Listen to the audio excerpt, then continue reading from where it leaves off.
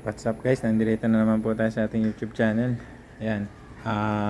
Bali hindi ko na na-videohan guys kung paano ko tinapos. Pero nandun naman sa ano natin yun eh. Ayan. Ito na yung ano, nilagyan ko na ng tubig guys. Ang update. Ayan. Actually, ang laki kasi nito. Ito to guys, tingnan mo. Isang ganito, tatlo to eh. Hindi ko alam kung paano filtration gagamitin ko dito. Kasi kung ganito lang din, okay din naman. Ayan. Ngayon, pinag-iisipan ko kung gagayahin ko din yung ganitong setup o gagawa ko ng ano guys, yun o, yung pond natin na may filtration na drum. Pinag-iisipan ko pa kung drum na lang. I mean parang ano lang din yun eh. Dito sa ibabaw dadaan yung filtration, tapos yung pump nandun. Parang meron lang siyang paikot. Yung drum na malalaki, yun plano kong gamitin. Kaya nag-iisipan ko pa guys. Tsaka pupunin ko muna ng tubig kung para ma-condition din. Kasi pagka hindi natin kinondisyon, medyo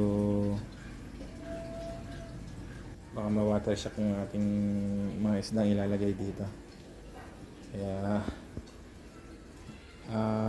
siguro sa next video na lang pag nagawan ko na to ng filtration system, bubutasan ko pa kasi yung mga drum eh.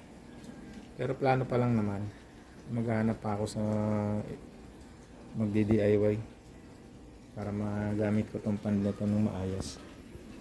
Kasi pwede itong lagyan guys na ano. Actually pwede rin paliguan to ng tao kasi maluwag talaga siya.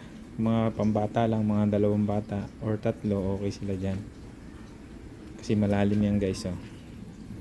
Parang nasa itong taas na to ay pag bumaba ako parang hanggang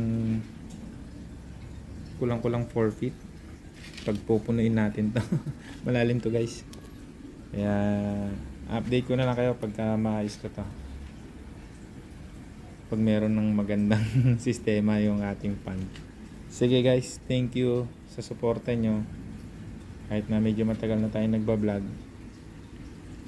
Hanggang ngayon talagang di pa rin tayo natigil kasi hanggat hindi tayo na monetize, okay lang, tuloy lang tayo sa hobby natin. Thank you guys and God bless.